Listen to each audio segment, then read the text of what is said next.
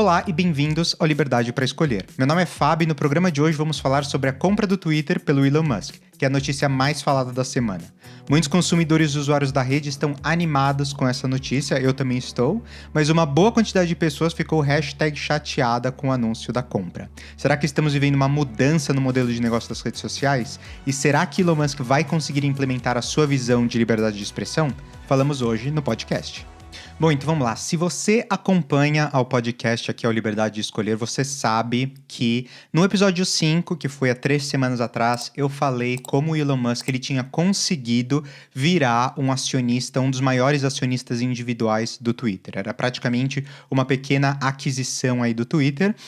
Mal sabia eu que algumas semanas depois, basicamente 15 dias depois daquele programa, o Elon Musk ia realmente fazer uma oferta pelo Twitter e a notícia dessa semana é claro que o Elon Musk conseguiu comprar o Twitter, eles fecharam o negócio, obviamente ainda tem muita coisa que precisa ser resolvida desse deal que foi feito entre o Elon Musk e o Twitter, eu vou falar um pouco mais sobre isso hoje no programa, mas eu acho, se vocês lembram daquele episódio, se você não lembra, você pode correr lá e ouvir aquele episódio inteiro que eu falo sobre isso, muitas das coisas continuam as mesmas, mas eu fiquei muito feliz porque eu vi aí uma luz no fim do túnel, uma luz no fim do túnel do Twitter, que era uma das piores redes sociais, na minha opinião, em termos de política, em termos de algoritmo, em termos das pessoas que estavam na rede social, e muitas pessoas veem dessa forma também. Muitos consumidores estavam insatisfeitos com o Twitter, a gente vai falar um pouco aí do histórico, relembrar alguns dos pontos principais que deixaram o Twitter cair nesse buraco, né, de ser uma rede social tão polêmica,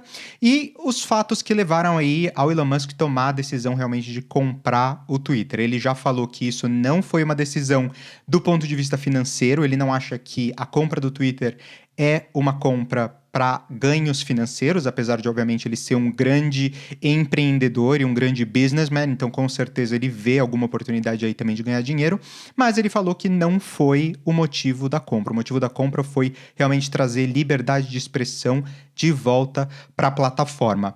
Então, eu queria começar falando aqui, né, como é que o Twitter e como é que nós chegamos até aqui. Eu vou relembrar algumas coisas do episódio 5, no episódio 5 eu entrei com mais detalhes, que nem eu falei, se você quiser ir lá ouvir, mas basicamente o Twitter ele tinha algumas características que nos trouxeram a esse momento que levou o Elon Musk a realmente fazer uma oferta e comprar. A primeira era a questão do woke culture, que eu falei muito sobre isso, que é uma coisa muito da extrema esquerda nos Estados Unidos, de tentar controlar tudo que é postado nas redes sociais e tentar manipular aquela informação em prol das minorias.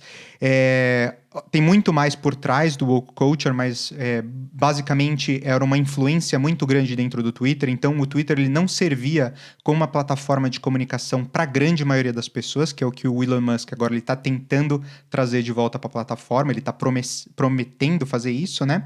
E a outra questão era a questão dos fact-checkers, então vocês sabem que as redes sociais estão passando por uma transformação, principalmente nos últimos anos e nas últimas eleições, no último ciclo de eleições americanas, que basicamente eles instauraram esses fact-checkers, que são pessoas e são organizações que verificam se as informações são verdadeiras ou não.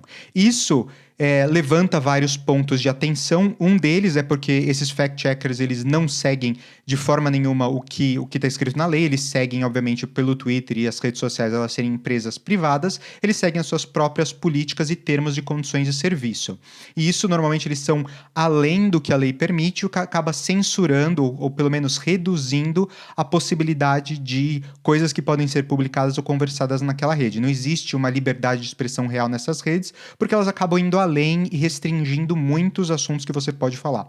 Por exemplo, quando a gente fala de tabagismo ou produtos de álcool, esse tipo de coisa, se você olhar na legislação de vários países, primeiro que esses são produtos permitidos, eles são comercializados, eles não são produtos ilegais, e muitos deles já têm restrição para você fazer marketing ou publicidade sobre esses produtos, por exemplo. Só que muitas das redes sociais continuam a colocar restrições em qualquer tipo de comunicação, em qualquer tipo de conteúdo que traga esse tipo de tópico, esse tipo de assunto para as redes sociais. Isso, como vocês podem ver, é um passo além do que diz a lei. Eles tentam restringir. Isso vai para várias outras coisas. Isso é um exemplo simples de um produto, um serviço que está aí disponível para os consumidores, que acaba restringindo. Obviamente, é do parecer dessas empresas privadas colocarem seus próprios termos e serviços, mas para outras coisas, quando a gente começa a entrar em assuntos de política, economia e coisas que são consideradas desinformação, quando a gente fala de vacinas, Covid-19, etc., acaba a gente entrando num ramo aí ou numa área que é um pouco, né, acinzentada, não é preto no branco, não é muito claro o que é verdade e o que não é, até porque muitas das coisas ainda precisam ser discutidas, não tem informações científicas o suficiente para justificar ou para debater esses temas. Então, obviamente existem várias coisas aí que englobam essa censura.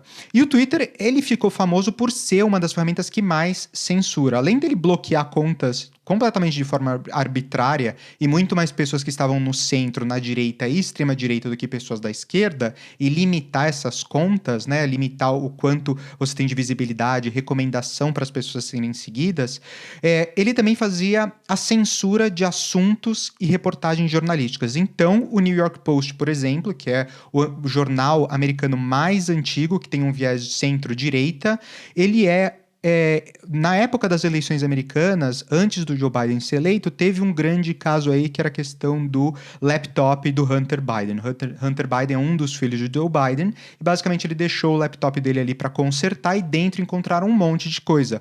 Pornografia infantil, um monte de coisa dentro do laptop que o Twitter tagueou aquela notícia do jornal, então não eram nem pessoas randômicas, qualquer um entrando lá e publicando e conversando sobre essa matéria, né, o que poderia até ser considerado como uma desinformação, porque não era uma fonte confiável, mas era o jornal mais antigo dos Estados Unidos publicando uma matéria investigativa que confirmava a veracidade disso e que o Twitter considerou como desinformação. Colocou, não tem provas de que esse laptop é verdadeiro, depois o New York Times falou também que não tinha, e agora, recentemente também, esse ano, o New York Times teve que colocar se retratar aí, né, colocar uma matéria se retratando, dizendo que não, realmente aquele laptop era verdadeiro.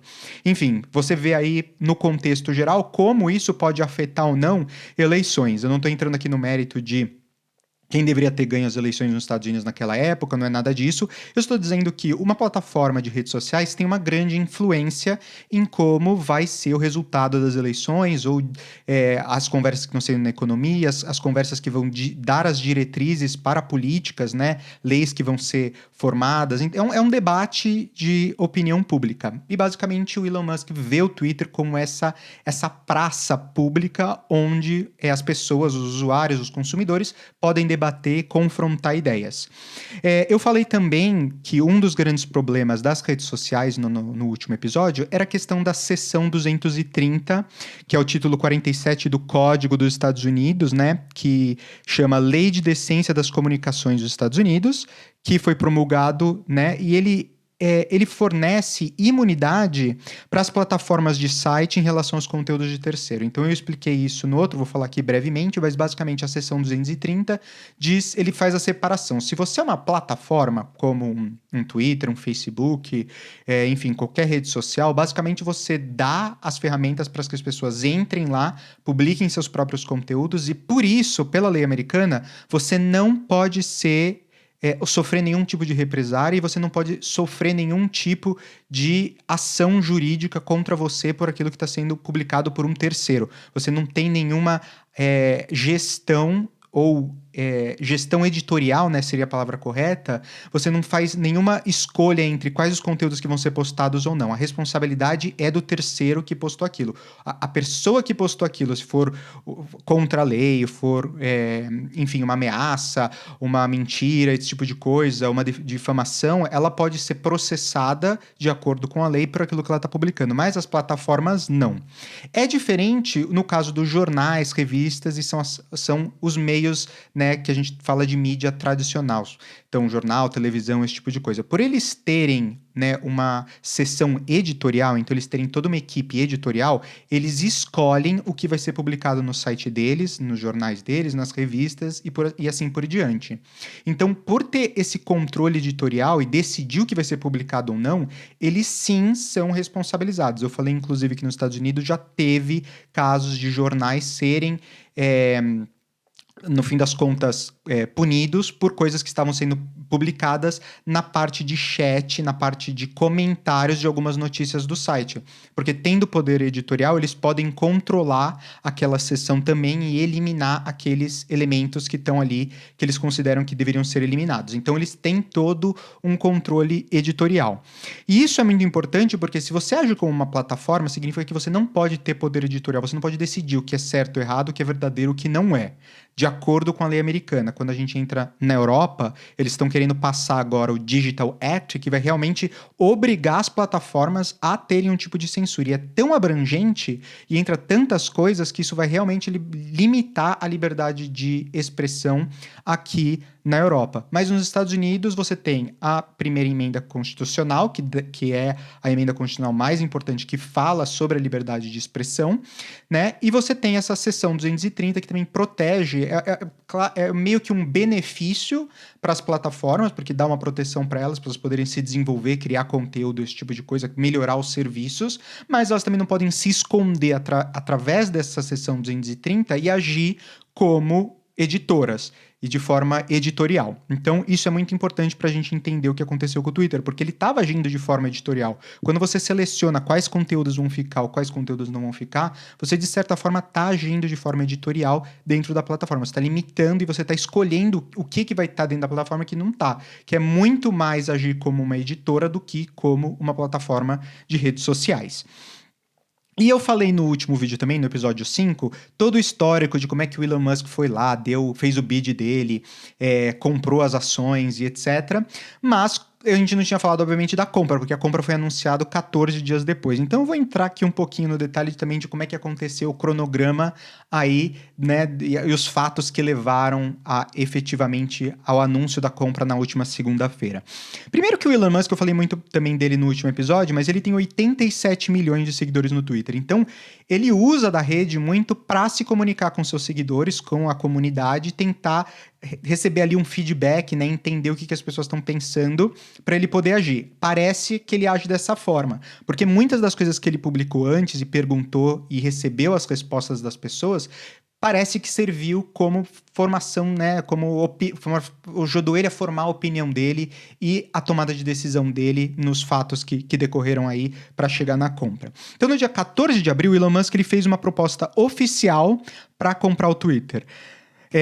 O board do Twitter, ele tentou aí de todas as formas manter o poder, tanto é que eles implementaram, né, uma coisa que chama Poison Pill, que limita a quantidade de ações que um acionista ele pode comprar. Naquela época, o Elon Musk era o maior acionista individual da empresa, ele tinha comprado muitas ações, ele tinha mais do que o dobro do que o fundador do Twitter, o Jack Dorsey. Isso durou alguns dias, aí, quase uma semana, quando o BlackRock e outros grandes fundos de investimento também começaram a comprar ações para tentar limitar esse hostile acquisition, que se chama, que é uma aquisição hostile, né? E eles tentaram aí, de certa forma, impedir que isso acontecesse usando desse Poison Pill. Só que não durou muito tempo, porque o board do Twitter, né, o Twitter ele é uma empresa que é baseada em Delaware. E ele é uma empresa de capital aberto, como vocês sabem, com ações negociadas na bolsa. Então o board, ele não é dono do Twitter, ele não tem nenhum poder de dono do Twitter. Ele age no melhor interesse dos acionistas, que é o que eles chamam de dever fiduciário. Os membros do board, eles têm um dever fiduciário de fazer o que é melhor para os stakeholders, que são os acionistas de qualquer empresa. Nesse caso, a gente está falando do Twitter, mas os membros do board, eles têm essa obrigação, eles têm que agir no melhor interesse dos acionistas e não no interesse deles, porque eles não são donos da empresa. Alguns, obviamente, têm ações também, muitos deles tinham ações do Twitter, mas eles não são os donos da empresa, então eles têm que agir no melhor interesse desses acionistas. E o Twitter, ele é uma empresa que não dava lucro há mais de 10 anos. É uma empresa aí que tem 300 milhões de usuários ativos. Se você compara isso com o número de usuários, por exemplo, de um Facebook, que tem bilhões de usuários mensais ativos, o número do Twitter é muito pequeno. Ele não é uma das maiores plataformas. Ele deve ser talvez a quinta ou a sexta maior rede social aí no mundo. Então, ela não não estava no seu prime, né? Não estava no seu melhor momento. Já foi uma grande rede social lá no começo, 2007, 2008, 2009, ela era super grande, mas atualmente ela ela estava estagnada. Então isso mostra o fato de que, por exemplo, há 10 anos ela não conseguia ter nenhum lucro, ela tem uma quantidade expressiva de receita, mas ela não tem não consegue, uma empresa que não consegue dar lucro.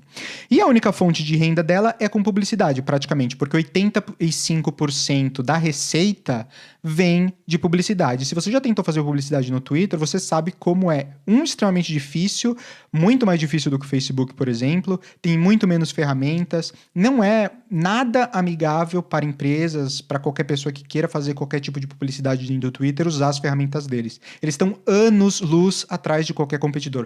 Se comparar então com o TikTok, assim, não existe comparação, porque o TikTok está, inclusive, muito além do Facebook, na minha opinião. Mas isso mostra aí como é que eles eram tão dependentes em receita de publicidade, eles não tinham agilidade e uma qualidade de produto que pudesse atender. Também mostra aí nos resultados econômicos da empresa. O preço das ações, por isso, oscilava lá entre seus 10 e 20 dólares e ficou oscilando entre isso por 10 anos, porque não tinha essa promessa de grande crescimento. Os investidores, eles não viam no Twitter uma grande possibilidade de crescer, que é uma das coisas que o Elon Musk falou. Ele falou, bom, eu quero abrir todo o potencial que o Twitter tem para mostrar. Eu quero abrir essa empresa, esse negócio e colocar ele, potenciar eles ao seu máximo. Eu acho que para potencializar, isso ele escreveu na oferta dele, eu vou trazer essa empresa, eu vou transformar ela em uma empresa privada. Eu vou tirar ela do mercado, eu vou fechar, vender, comprar, né, todas as ações. Então as pessoas que têm ações vão ter que vender. Eu vou comprar todas as ações e vou transformar numa empresa de capital fechado. Vou privatizar essa empresa. Então, quando o Elon Musk ele fez aquela oferta de 54,20, então você vê que tem um premium, né, um valor de proposta muito mais alto do que o valor que as ações eram negociadas no mercado, o board ele tem aquele dever fiduciário que a gente falou, ele tem aquela obrigação de olhar aquela proposta, avaliar e decidir qual que vai ser o melhor caminho. E, obviamente, ou para mim parece muito óbvio que não aceitar essa proposta seria contra o interesse dos acionistas. É um valor super justo, até mais alto do que o valor de mercado, e bem mais alto, com um premium aí muito bom no valor de mercado do Twitter. E o board não aceitar isso entraria numa questão de talvez eles estivessem andando contra o que seria o melhor, né, a melhor resposta aí e o melhor interesse dos acionistas. E o que aconteceu foi que na última segunda-feira, no dia 25 de abril, a compra foi oficializada. Então, na segunda-feira, eles anunciaram, muito perto do fechamento do mercado, eles anunciaram que eles iam realmente fazer um acordo.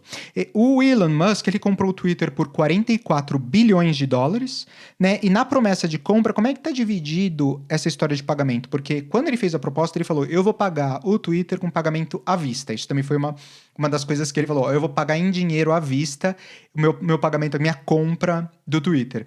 Só que a forma como ele vai pegar esse dinheiro, para ele, não é à vista, obviamente. Os acionistas vão receber o dinheiro adiantado, só que ele vai ter que se financiar. E como é que ele vai financiar? Apesar de ele ser o homem mais rico do mundo, ele não tem, né, o fluxo de caixa para poder colocar esse dinheiro de uma só vez. Então, os 44 bilhões, ele falou que ele ia pegar 13 bilhões de dólares de dívida bancária. E praticamente todos os bancos com quais ele falou, eu acho que, se não me engano, são 10, 11 bancos, entraram no negócio com ele. Os únicos bancos que ele não pediu dinheiro para poder fazer a compra do Twitter eram os bancos que já eram, né, que já tinham o Twitter como cliente, que já davam assessoria financeira para o Twitter. Porque ele falou, bom, se você dá assessoria financeira para o Twitter, eu nem quero falar com você.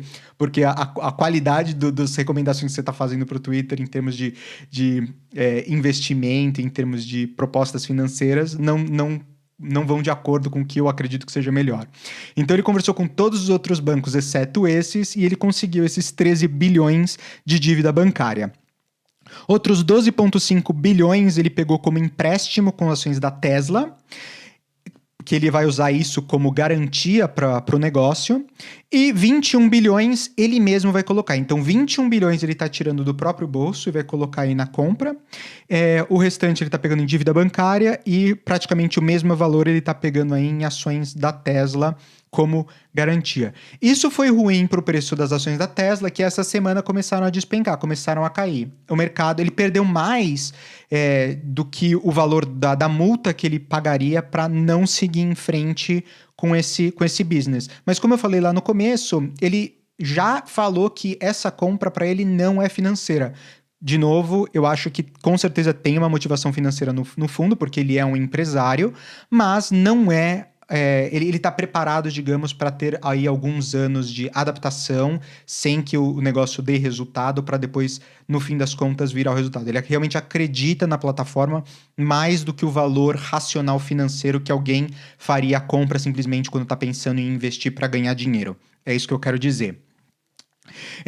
Então, é assim que a compra, né, tá sendo estipulada. E como eu estava falando, as ações da Tesla caíram porque as pessoas não gostaram muito dessa mistura entre Twitter, Tesla, SpaceX, porque como ele é dono de todas essas empresas e está misturando todas essas empresas num negócio só, o mercado deu uma sentida aí, então as ações da Tesla deram uma caída. Pode ser que recuperem, né? Eu estou otimista aqui que isso vai acontecer, principalmente por causa do Elon Musk, porque eu realmente acredito que se tem alguém que pode fazer esse negócio dar certo é ele, mas o mercado aí parece que não gostou. Mas o lado positivo são as mudanças técnicas que ele está tentando colocar na plataforma. E ele, obviamente, usa, como eu falei, o Twitter para questionar aí os seus seguidores, a comunidade dentro do Twitter, para entender o que está acontecendo.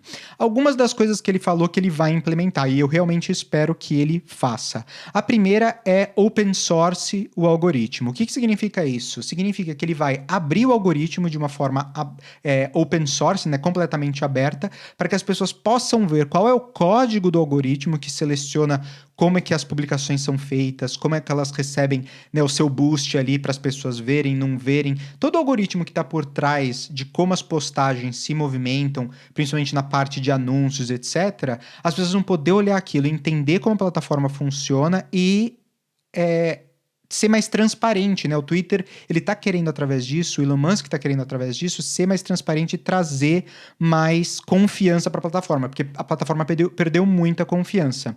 Vai ser a primeira rede social que é, né, privada aí, que não é uma organização, que tem o seu código 100% aberto. Por exemplo, o Telegram é open source, você consegue ver o código ali, né, da ferramenta, as pessoas conseguem colaborar, testar para hacker, ver se tem alguma vulnerabilidade dentro daquela plataforma, só que ela é uma organização, ela não é uma empresa, né, com fins lucrativos, o Telegram.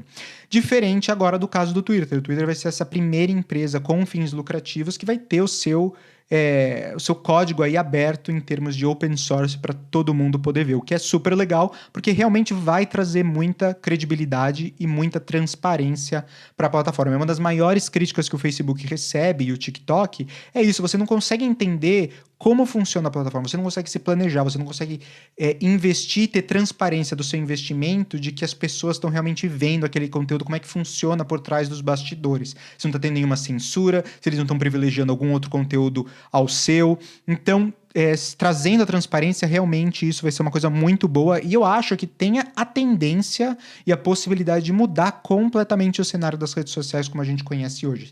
Por muito tempo as redes sociais têm trabalhado no escuro, a gente não consegue ter visibilidade do que está por trás delas, mas eu acho que agora, com essa mudança aí que o Elon Musk está querendo trazer para o Twitter, tem a possibilidade de a gente ter uma mudança radical no setor de redes sociais, o que eu acho que vai ser super positivo para os consumidores.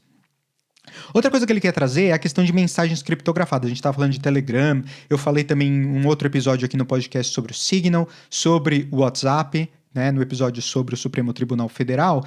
E uma coisa que ele quer trazer é isso, as mensagens criptografadas. Então a gente tem os DMs, que são as direct messages, que os usuários conseguem mandar entre eles, só que hoje isso no Twitter, elas não são criptografadas. Então tudo que você manda ali dentro pode ser espionado pela própria empresa, por órgãos reguladores, por governos, e também pode ser hackeado. E, obviamente, divulgar isso, as mensagens, para qualquer um, porque aquela informação não está criptografada. Então, trazer criptografia para as DMs dentro do Twitter também vai trazer mais confiança, porque o Twitter, que nem ele falou, é uma praça pública de discussão.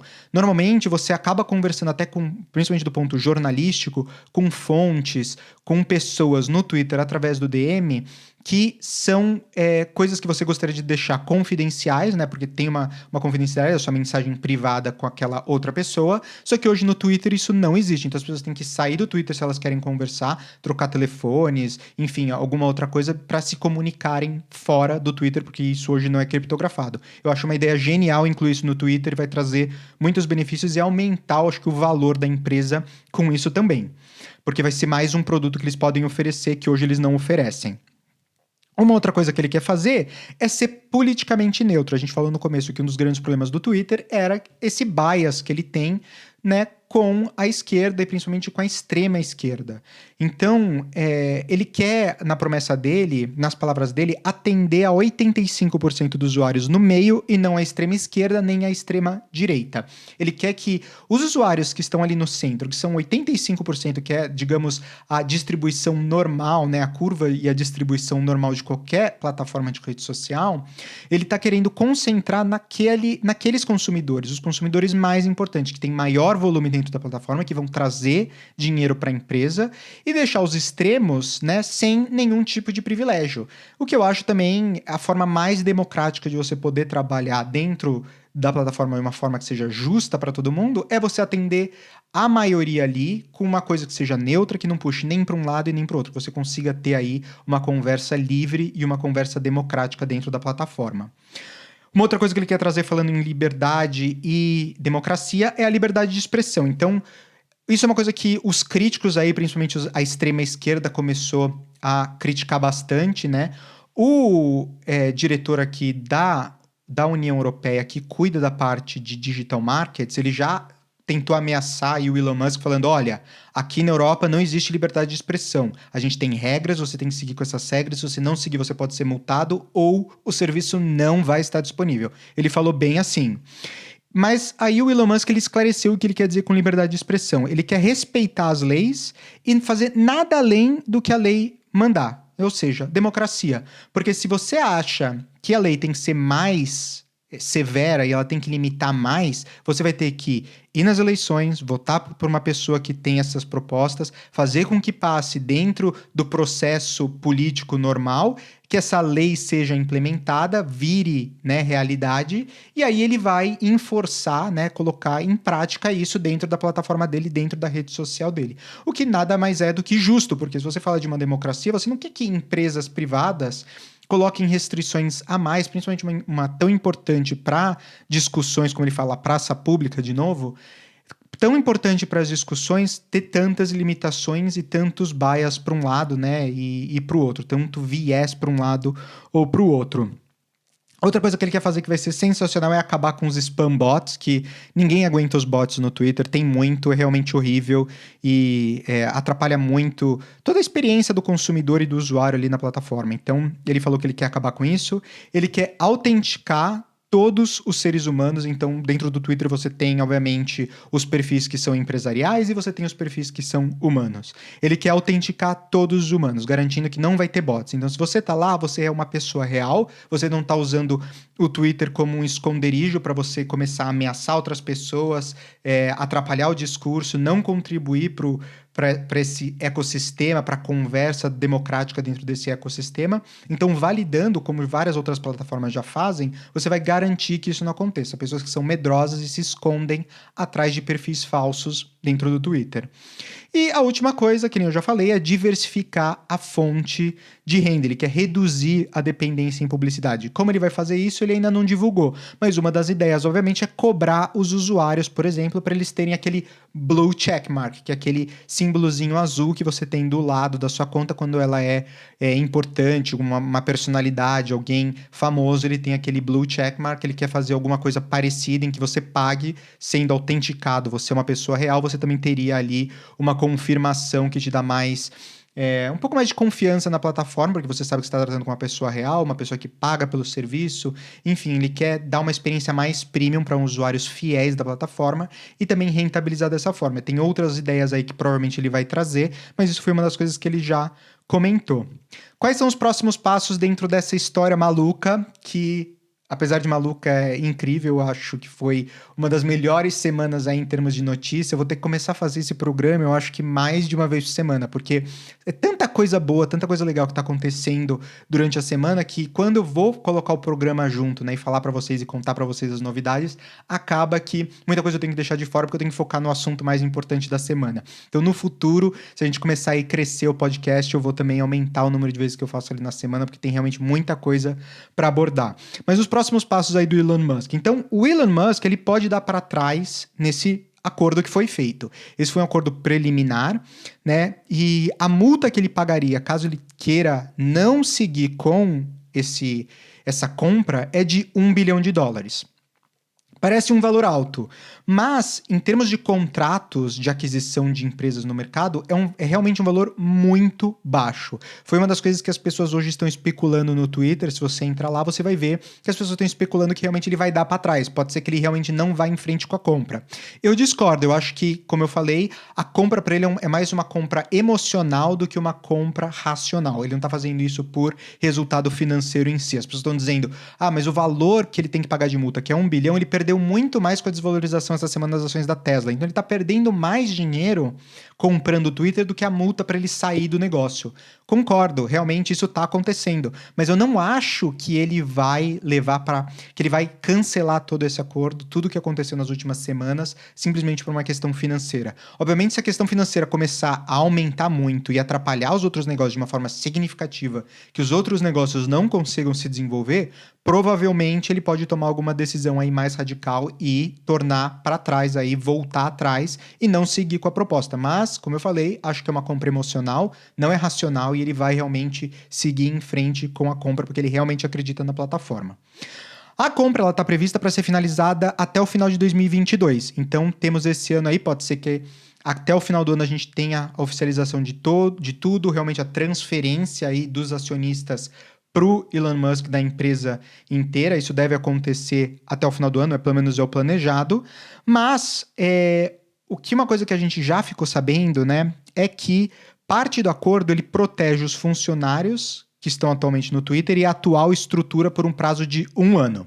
Então, mesmo que a gente consiga, ou o Elon Musk consiga fazer e finalizar a compra ainda em 2022, que eu acho que provavelmente ele vai conseguir, porque ele vai tentar correr com isso, existe aí uma proteção, pelo menos, do acordo. A gente não tem detalhes, mas isso foi uma informação que foi vazada pelo Project Veritas nos Estados Unidos, com áudios internos de reuniões do Twitter, de reunião com o presidente do Twitter, falando com os funcionários, explicando o que ia acontecer. E ele estava dizendo que nessa proposta do acordo teve aí 1 ano de segurança. Depois de 1 ano, aí é transição total, o Elon Musk tem total controle, ninguém tá salvo, nada pode ser mais protegido. Então pode ser que ele mande um monte de gente embora, tem um monte de gente querendo que tenha realmente uma renovação das pessoas dentro do Twitter para trazer mais gente com ideias diferentes, novas, inovadoras, pessoas mais próximas do Elon Musk, principalmente na diretoria, mas também eles querem mudar aí totalmente a parte da estrutura dos funcionários. Mas seria realmente uma coisa que para mais de 1 ano, não é uma coisa que vai acontecer em 2022, é uma coisa que deve acontecer em 2023. Então esses são os próximos passos. E agora vamos então falar do nosso segundo assunto. Mas antes, se você estiver assistindo ao Liberdade para Escolher no YouTube, quero te pedir 3 coisas. Primeiro, de curtir o vídeo, depois de se inscrever no canal e terceiro, de compartilhar com algum amigo ou familiar que possa se interessar por esse assunto. E se você estiver ouvindo ao podcast, lembra também de seguir e de deixar 5 estrelas no programa. O nosso segundo assunto de hoje é inflação no Brasil. Eu também já falei bastante. Se você assistiu ao episódio da semana passada, é um episódio super bacana que eu falo onde investir em 2022. Eu dou aí panorama, né, do cenário econômico internacional, um panorama do cenário econômico nacional, e eu dou aí algumas recomendações que você tem que ficar de olho, atento, né, os indicadores mais importantes que você tem que ficar atento, e algumas oportunidades aí de investimento. Se você quiser, vai lá, assiste ou ouve do podcast, né, porque tem realmente informações muito bacanas lá, mas eu queria hoje trazer alguns outros dados da inflação no Brasil. A inflação no Brasil está realmente completamente fora de controle. Não só no Brasil, como eu já falei, em vários outros países do mundo, mas no Brasil, os novos dados, eles realmente mostram, né, que a inflação está fora de controle. E o pior, eu sempre falo isso, qualquer lugar que eu vou, qualquer entrevista, qualquer relacionamento que eu tenho e as pessoas falam sobre inflação, eu falo como a inflação é o pior e mais cruel de todas os impostos que um governo pode colocar sobre os seus cidadãos e sobre os seus consumidores. Porque ele é invisível, você não consegue votar nele, é uma coisa que o governo faz através de política monetária e que prejudica muito o consumidor, ele perde o seu poder de consumo por decisões que são completamente políticas e acabam aí atrapalhando a economia. É um imposto completamente injusto e eu acho que a inflação hoje no Brasil está num ponto de que as pessoas realmente estão revoltadas e com razão. Alguns exemplos aqui do que está acontecendo no Brasil. A inflação no Brasil é o pior resultado em abril desde 1995. Então, quase perto ali de quando aconteceu o Plano Real. O Guedes, que sempre foi um crítico, né, muito grande do Plano Real, ele está conseguindo piorar a situação econômica do Brasil para quase períodos antes do Plano Real, nos períodos de hiperinflação. Então, me surpreende aí que o governo está tomando umas decisões que realmente estão indo completamente contra o que a gente deveria estar fazendo nesse momento. Se você olha, por exemplo, o preço da gasolina, ela está batendo recorde no país inteiro. Obviamente, a gente já falou bastante sobre isso. Tem outros fatores, por exemplo, a guerra da Rússia com a Ucrânia, que está afetando o preço das commodities e o preço da energia, do petróleo no mercado internacional. Mas o preço da gasolina aí no Brasil está estourando. O gás de cozinha, ele bateu recorde do século em abril. Em média, o botijão está custando aí R$ 113,24, que é o maior preço recorde aí da história. Aumento de 15% na energia elétrica, o que também acaba encarecendo outras coisas, porque a energia elétrica não é só para o consumidor final que mora em casa e que acaba utilizando energia elétrica e vai ter a conta mais cara, o que já pesa no bolso, mas a energia é utilizada na indústria para produzir um monte de tipo de produtos, na parte de serviços, e esses repasses acabam sendo feitos também para o consumidor, o que acaba elevando a inflação em várias áreas da economia. Da mesma forma que o petróleo alto, o preço da gasolina alto também, porque, como a gente sabe, o Brasil é um país que praticamente o transporte é rodoviário, não existe transporte com trem, transporte com navio, esse tipo de coisa. O Brasil é praticamente um país em que todas as mercadorias elas vão no transporte rodoviário, e aí o aumento do combustível tem um impacto muito grande, porque a quantidade que você consegue transportar dentro de um caminhão é muito menor do que você conseguiria, por exemplo, num navio, que você consegue distribuir aí o aumento do custo muito mais efetivo entre os produtos que você está transportando. Então, isso é uma coisa também que vai pesar. O óleo diesel aí subiu 52%, o gás de botijão, como eu falei, subiu 32%, o etanol está 30% mais caro, a energia elétrica em alguns lugares está 30% mais alto, a gasolina está 30% mais alta.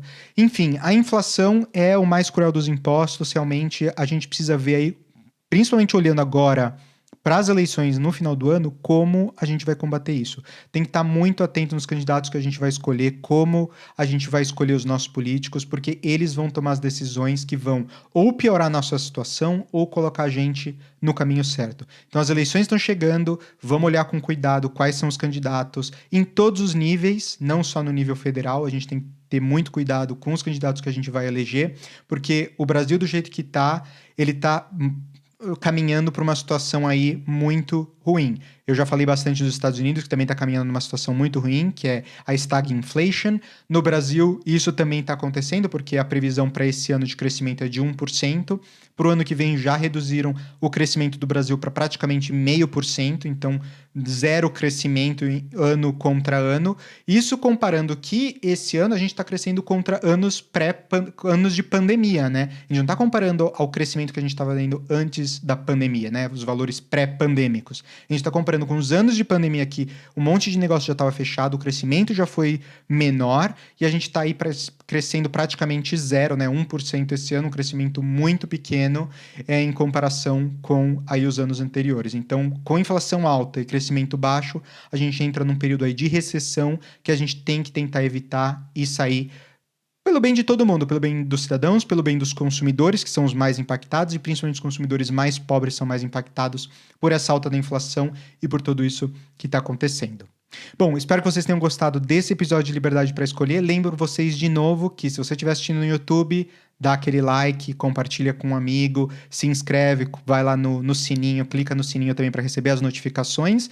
E se você está ouvindo aí no podcast, também coloca ali para seguir o podcast e também dá 5 estrelas no podcast. E também, se você assiste no YouTube, vai lá conhecer o podcast. Talvez um dia você está dirigindo para o trabalho, você quer ouvir o podcast aqui e você não quer abrir seu YouTube, você consegue ouvir, tá no Apple Podcasts, estamos no Google, estamos no Spotify, enfim, qualquer um que você olhar. Também estamos no Lightning 2.0, então você consegue também fazer doação de Bitcoin utilizando aí as novas plataformas de podcast 2.0.